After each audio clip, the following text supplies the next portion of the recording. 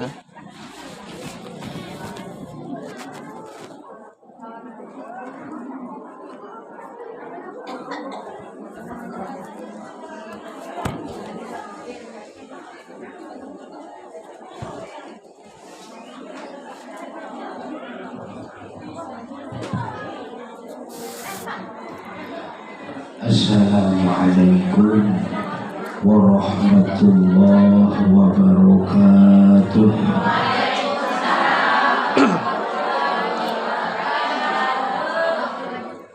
Bismillahirrahmanirrahim. Alhamdulillahirabbil alamin. Wassalatu wassalamu ala sayyidina Muhammadin sayyidil anbiya wal mursalin wa ala alihi wa ashabihi ajma'in, amma ba'du. Bapak Kepala Desa Tulkulbi yang sama-sama kita hormati, Bapak Ketua RT 07 Balik Panji Desa Tulkulbi yang sama-sama kita hormati, Ibu Ketua BKMT Desa Tulkulbi beserta segenap pengurus yang sama-sama kita hormati, Ibu Sahibul Baik sekeluarga yang sama-sama kita hormati, para Bapak Ibu jamaah pengajian BKMT yang saya muliakan.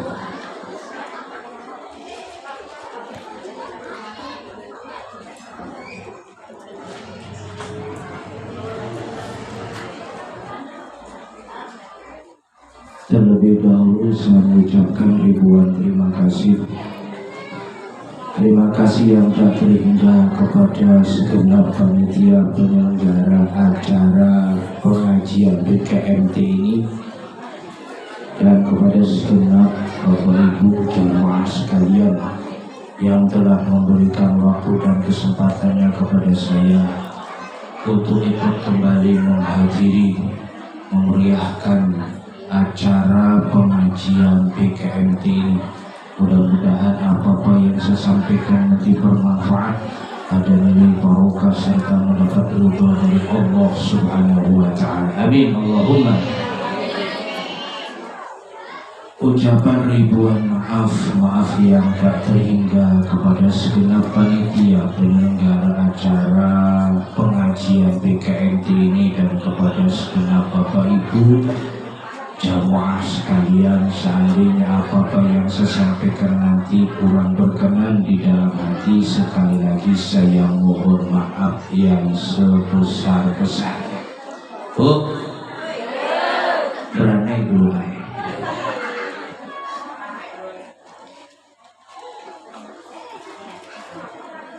Sudah lama saya tidak hadir di pengajian BKMT. Saya kira ibu-ibu sudah lupa. Hari ini saya hadir, alhamdulillah. Ada sedikit perubahan dalam acara BKMT ini. Kalau dulu belum ada door prize, sekarang sudah ada door prize. Kakek Bu, door prize-nya ada 21 bungkus. Tadi sudah disebutkan siapa yang beruntung. Tadi ada nomor 95 kalau nggak salah. Bapak Anwar dapat juga. Bapak Anwar nanti kalau dapat door prize jangan dikasih ke Mbak Farida. Jadi ayo saya ingatkan, karena BKMT sekarang ada door prize-nya, maka niat ibu harus kembali diatur. Jangan sampai ada jamaah yang berniat menghadiri pengajian BKMT ben oleh dorpes. Isinya apa sih Bu?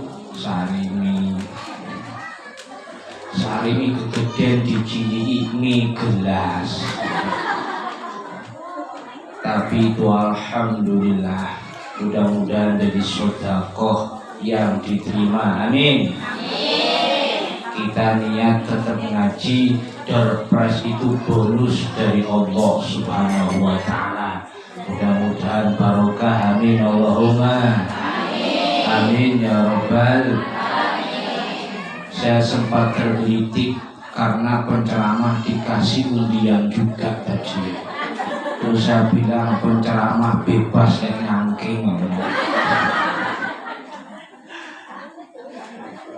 Ibu, Bapak Kades cukup singkat sambutannya, maka saya juga nggak bakal lama lagi.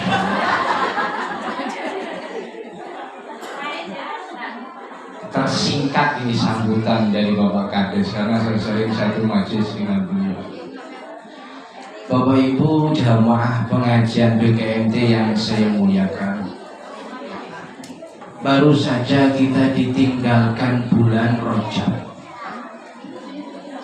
Pada bulan Rajab tadi, di hampir semua mushola dan masjid mengadakan acara peringatan Isra wal Mi'raj.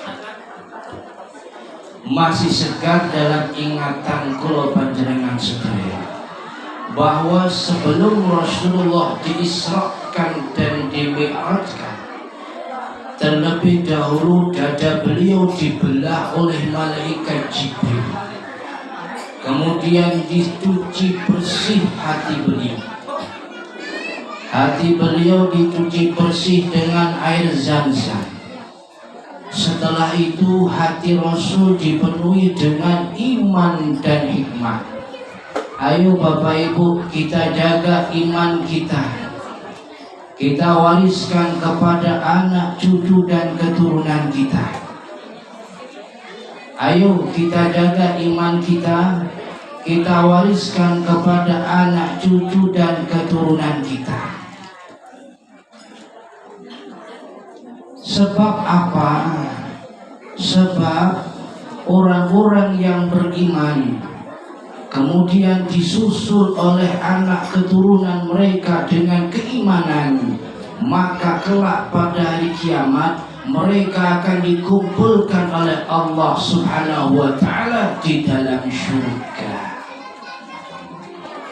Ini yang kata Al-Quran, Bismillahirrahmanirrahim, walladzina amanu wattaba'athum dzurriyyatuhum biiman alhaqna bihim dzurriyyatahum wama alatnahum min amalihim min syai' kullu mri'in bima kasaba rahim.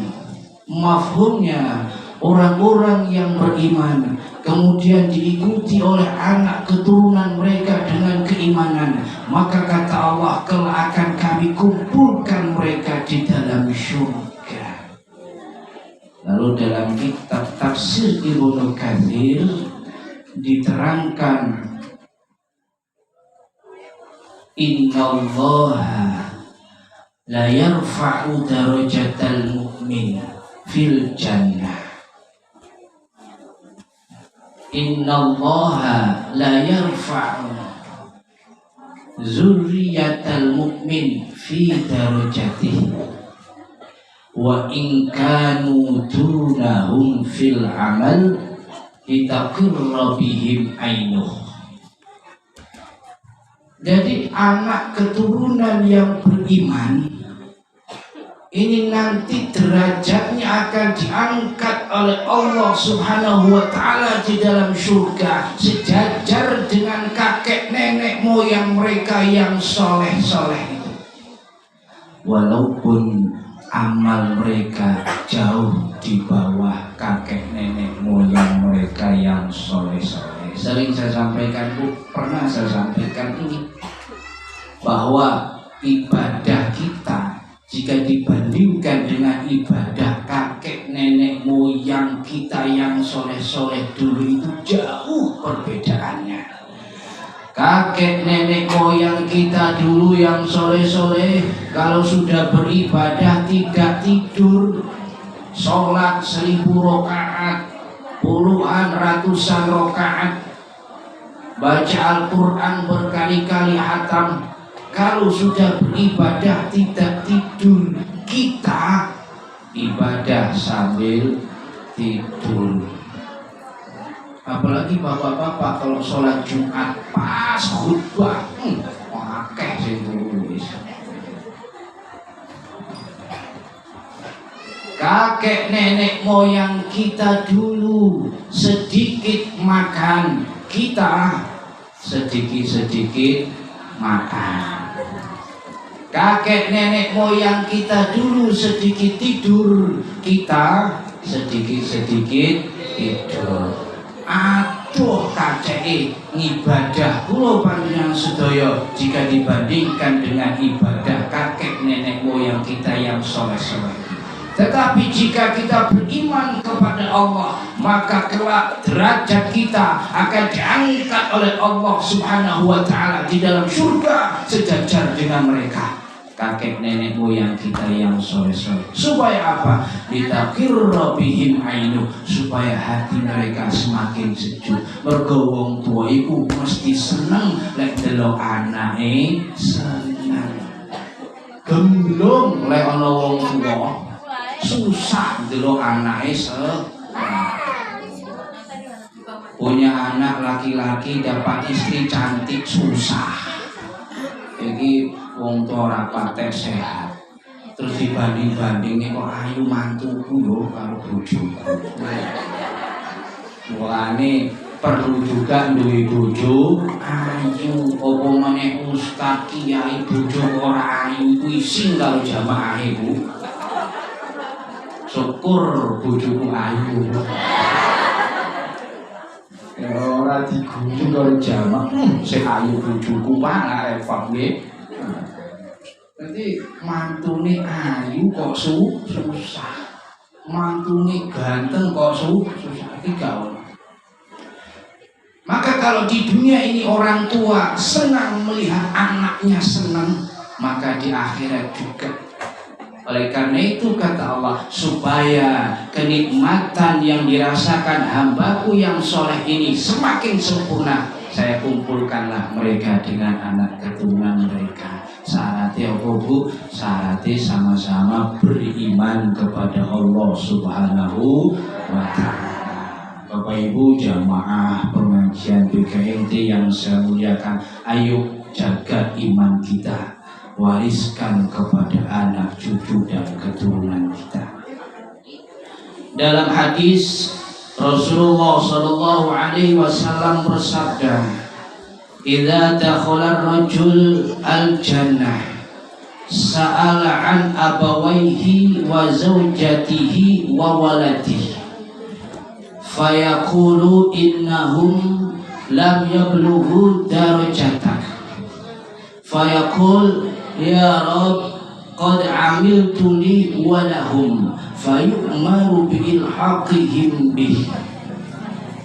Doipun Kanjeng Nabi, ketika seorang laki-laki masuk ke dalam surga, maka pertama-tama yang ditanya adalah, mana ibu bapakku? Umpama kula panjenengan sedaya para bapak nanti masuk surga. Amin. Amin. Masuk surga, pertama yang ditanya adalah, mana orang tua saya? Mulane anak lek wis lali karo wong tuwa, naudzubillah semalih, iku jauh dari surga. Sebab kalau sudah di surga dia akan ingat orang tua. Berarti kalau ada anak lupa orang tua, yo susah mlebu swarga. Ketika seorang laki-laki masuk ke dalam surga, maka pertama-tama yang ditanya adalah, mana orang tua saya? Terus mana istri saya? Mana bini? Mana bini saya? Mana nih? Oh yang dapur. Soalnya mau budal bu, tapi kok gak ketok. Mana istri saya? Mana anak saya? Subhanallah. Lalu ada yang berkata bu, innahum lam yablughu darajatak. Kedua orang tua kamu, istri kamu, anak-anak kamu tidak di sini tempatnya. Kenapa? Karena derajat mereka jauh di bawah derajat kamu. Lalu ini laki-laki, ya Rob, qad amiltu li walahum. Wahai Tuhan, kata laki-laki ini, ya Allah, saya beramal itu bukan untuk saya sendiri, tapi saya beramal untuk saya juga untuk mereka. Akhirnya apa bu? Fayu'maru bi'ilhaqihim bih. Lalu akhirnya diperintahkan oleh Allah agar kedua orang tuanya, istrinya, anak-anaknya disusulkan, disejajarkan derajatnya kepadanya, sehingga satu tempat kumpul dari siji. Soalnya nopo bu, lek kadung kumpul-kumpul mesti seneng. Nggih. Sugih ora sugih lek kumpul mesti senang. Kayak kita nih bu, kumpul-kumpul pagi ini senang tidak? Senang tidak? Gak senang kebangetan wis disuguhi teh, disuguhi duku kampung jarine, disuguhi kletek, disuguhi donat, disuguhi bakwan. Belum lagi nanti pulang nyangking door press. Ora senang. Kita kumpul-kumpul seperti ini senang, padahal tidak semuanya sugih, bener? Tidak semuanya sugih, bener? Bener. Tapi ya alhamdulillah gerdos keliling yo nyemplunge duwe. Berarti sak susah iku lho banyak sedhe sik nyekel duwe. Maka saya kemarin di Lopon saya sampaikan, kita harus yakin dengan takdir. Orang itu kalau tidak ditakdirkan sugih, kayak apapun kada bakalan sugih di orang Banjar tuh. Kada bakalan sugih. Buka bengkel tutup, buka toko bangkrut, pelihara ayam matian, pelihara nila cuntani urang. Memang kalau mau bakal sugih angel. Kalau sudah kumpul kita senang, maka di surga nanti akan kumpul juga dengan sanak keluarga kita yang sama-sama beriman. Amin. Supaya semakin senang. Bapak Ibu jamaah pengajian BKMT yang saya muliakan, ayo jaga iman kita wariskan kepada anak cucu dan keturunan kita. Dalam hadis lain Rasulullah Shallallahu Alaihi Wasallam bersabda, Innallaha la yarfa'u darajah lil 'abdi shalih fayaqul anna li hadhihi fayaqulu bistighfari waladika laka. Jadi nanti kata Nabi, Allah Subhanahu wa ta'ala akan mengangkat derajat hamba-hambanya yang soleh di dalam surga. Lalu hamba yang soleh itu pun bertanya, Anna li hadhihi, ya Allah, dari mana derajat ini saya dapatkan? Kok setinggi ini? Dari mana ya Allah derajat ini saya dapatkan kok setinggi ini? Lalu kata Allah apa? Bistighfari waladika laka.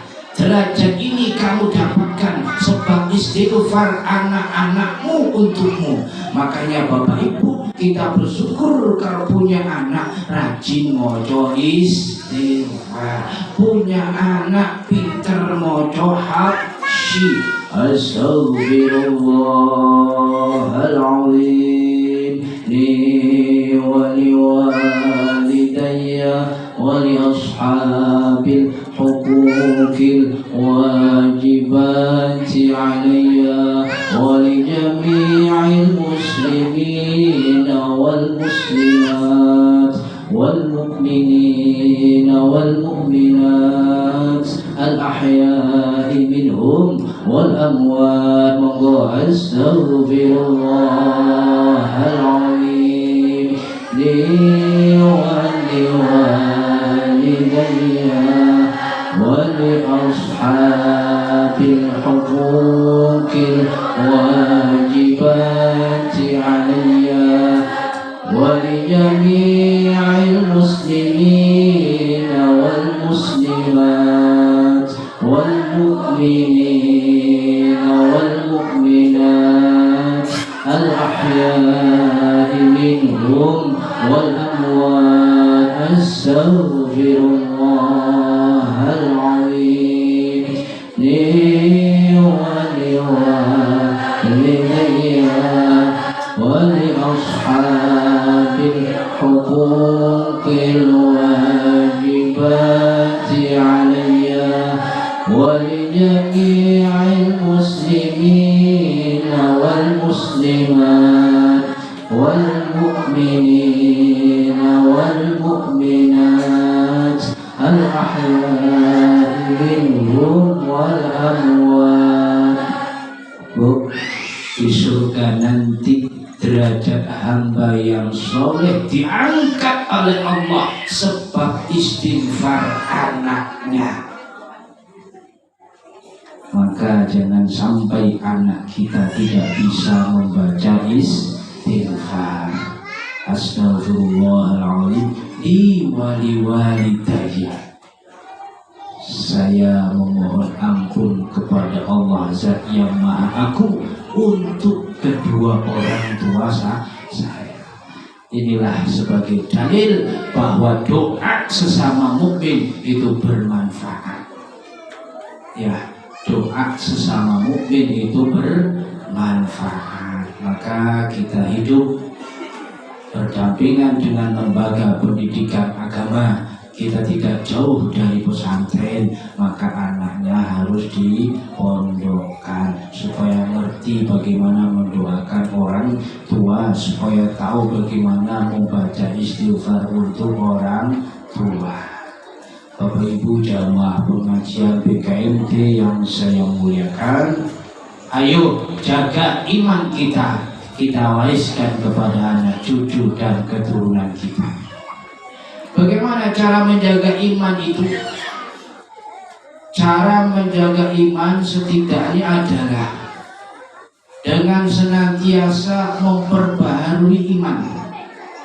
Pakai apa? Memperbanyak membaca La ilaha illallah.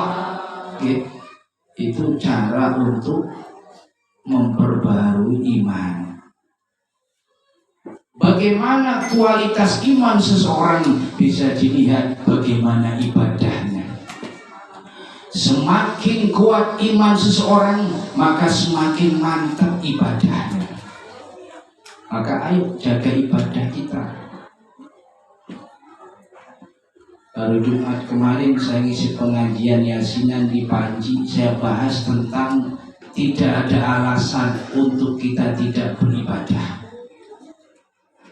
Orang kaya bergelimang harta, tidak ada alasan untuk tidak ibadah. Jangan mimpi dia akan memberikan alasan kepada Allah, ya Allah, saya tidak beribadah karena saya sibuk mengurus harta kekayaan saya sibuk dengan perusahaan saya sibuk dengan macam-macam yang saya miliki. Jangan mimpi alasan yang seperti itu bisa diterima oleh Allah. Dengan mudahnya Allah akan mematahkan argumentasi itu dengan apa? Dengan Nabi Sulaiman. Jadi gampang mau Rasulullah. Lihat itu Nabi Sulaiman. Berapa besar kerajaannya? Berapa banyak harta kekayaannya? Orang yang paling sugih Nabi Sulaiman itu. Kerajaannya besar, wilayah kekuasaannya luas, tentaranya banyak, bukan hanya dari golongan manusia tetapi juga jin dan binatang ternak. Nabi Sulaiman sugih kaya ngono ya sing ibadah. Kalau kita kan karya kadang-kadang sik mumet. Mumet tarian.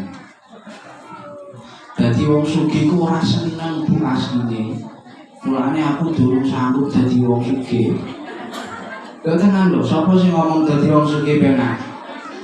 Kalau kita gak patek sugih, ketika ada sumbangan nolak untuk wajar. Maaf bu, kebetulan lagi sugih gak bisa nyumbang. Maklum, coba nek wong sugih didatangi orang diminta sumbangan, kok maaf mesti dicapel, cekel, medhek lutik, medhek bae. Bener? Ora penak dadi wong. Ya mergo kita dulu sugih wae ngono. Tapi bener. Tapi kalau sugih berilmu ya gampang. Jadi orang kaya ketika tidak beribadah lalu punya alasan sibuk dengan harta kekayaannya, dengan perusahaannya, enggak diterima kalau Gusti Allah. Terus hamba-hamba Allah yang kebetulan jadi budak, jadi pembantu, jadi kuli, bekerja untuk orang, kok dia tinggalkan ibadah? Lalu dia punya alasan di depan Allah bahwa mereka sibuk, tidak ada waktu untuk ibadah. Mereka sibuk untuk melayani majikan, tuan dan bosnya. Dengan mudahnya Allah mematahkan argumentasinya dengan apa? Dengan Nabi Yusuf. Lihat Nabi Yusuf. Nabi Yusuf pernah dibuang oleh saudara-saudara tirinya, dimasukkan ke dalam sumur, kemudian diselamatkan oleh orang. Setelah itu dipasarkan di pasar budak. Nabi Yusuf dijual belikan sebagai budak. Nabi Yusuf menjadi budak kota Mesir. Tapi Nabi Yusuf juga ibadah. Jadi ibu kebetulan jadi asisten rumah tangga, ya tetap ibadah. Ibu yang kebetulan jadi majikan, jadi bos, jangan menutup pintu ibadah asisten ibu.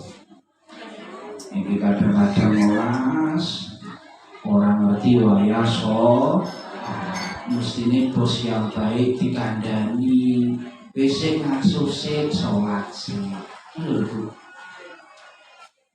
Jangan sampai tidak. Lalu ada lagi hamba Allah yang sakit-sakitan. Dia tidak beribadah lalu ditanya oleh Allah. Dan dia menjawab, ya Allah saya sakit, gak sanggup ibadah, tidak bisa sholat, duduk saja mumet, berdiri dunia terasa berputar. Dengan mudah Allah mematahkan argumentasinya dengan siapa? Dengan Nabi Ayub. Wahai hambaku, lihat Nabi Ayub, ya, sakit nemen, diganjar diuji oleh Allah dengan sakit kulit, habis kulit dagingnya, tersisa tulang belulang beliau, sehingga ulat-ulat saling memakan satu sama lain. Tersisa satu ulat ingin menghabiskan lidah dan hati beliau. Saat itulah Nabi Ayub berdoa kepada Allah, ya Allah jangan biarkan ini ulat menghabiskan lidah dan hati saya. Sebab apa? Sebab jika lidah dan hati saya habis, pakai apa saya berzikir kepadamu ya Allah. Nabi Ayub separah itu sakit, beliau masih ibadah. Dan gitu lek sakit, aduh sakit untuk orang sholat. Ibu, lacak-lacak kayak ukur-ukur ya. Ibu lek puasa.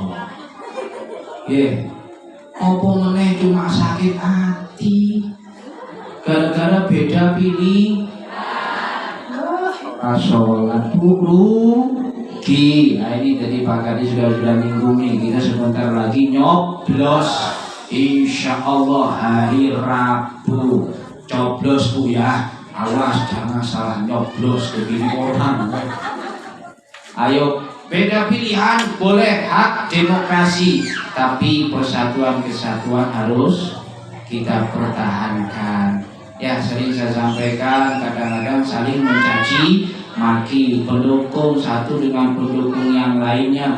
Pendukung paslon 01 ngomong siapa yang menang, dia tanya pesertanya ada berapa, ada 3, oh calonnya ada 3, yang kalah berapa, yang kalah 2, oh berarti yang menang 1.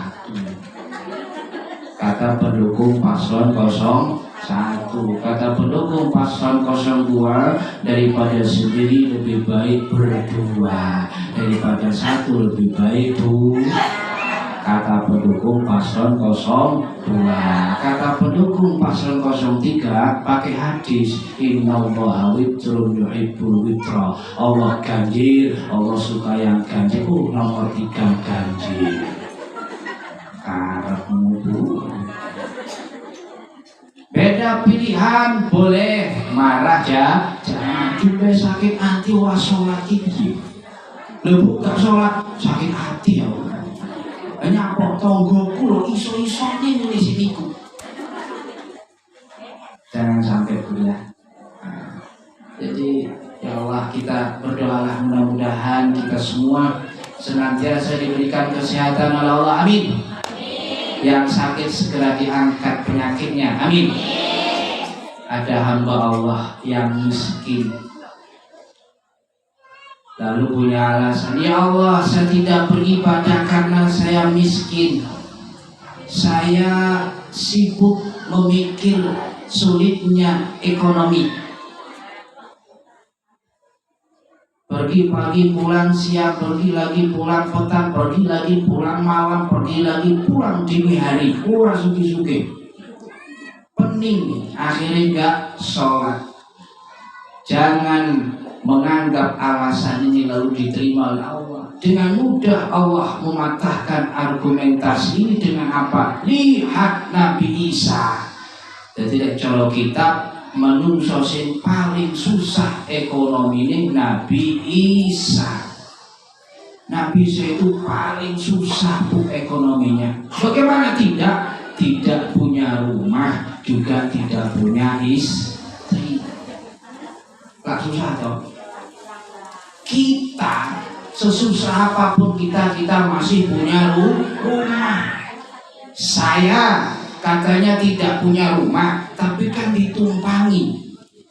Istri saya cantik, ayu, berarti kan ora susah-susah nemen to, Bu.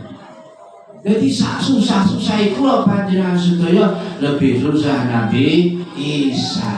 Nabi Isa susah tapi beliau tetap ibadah. Nabi Ayub sakit nemen ya tetap ibadah. Sakit sampai ditinggal istri itu Nabi Ayub. Maka Pak, kalau kita ditinggal istri jok susah. Ditinggal bojo kawin meneh. Tapi Ibu jangan ninggalin suami Bu ya. Bu tolong deh ya. Jangan tinggalin suami. Bojoku ngomongin ojo tinggalin daku. Ingat janjinya apa sih, hidup semua di bawah tiang Jadi intinya Bu, dalam situasi dan kondisi apapun ayo kita tetap ibadah. Dalam kondisi lapang harta berlimpah ruah ibadah. Dalam kondisi kita menjadi kuli, menjadi pembantu, ayo ibadah. Dalam kondisi kita sakit, ayo ibadah. Dalam kondisi kita susah ekonomi juga ayo ibadah. Sebab apa? Supaya iman kita tetap terjaga. Ayo jaga iman kita wariskan kepada anak, cucu dan keturunan kita. Ibu-ibu jamaah pengajian BKMT yang saya muliakan, cukup sekian dulu pengajian singkat kita pada pertemuan kali ini tentang ayo kita jaga iman kita, ayo kita wariskan kepada anak, cucu dan keturunan kita. Mudah-mudahan kita semua dimatikan dalam keadaan membawa iman, husnul khotimah, amin. Masuk surga, berkumpul bersama-sama dengan anak keturunan kita, amin. Allahumma amin ya rabbal. Mari kita istighfar bersama-sama. Mudah-mudahan dosa-dosa kita, dosa-dosa ibu bapak kita dosa-dosa guru-guru kita, dosa-dosa saudara sama muslim di antara kita diampuni oleh Allah Subhanahu wa taala. Istighfar dengan khusyuk dan khudu monggo. Astaghfirullah Rabbal baraya, astaghfirullah minal khataya, astaghfirullah Rabbal baraya, astaghfirullah minal khataya, astaghfirullah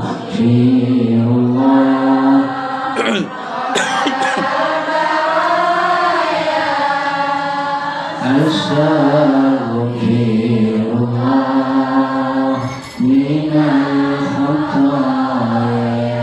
Terima kasih atas segala perhatian.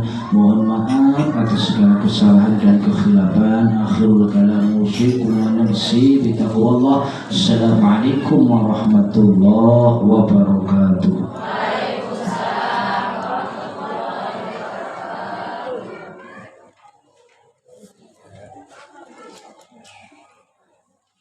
Pada Bapak kami ucapkan terima kasih.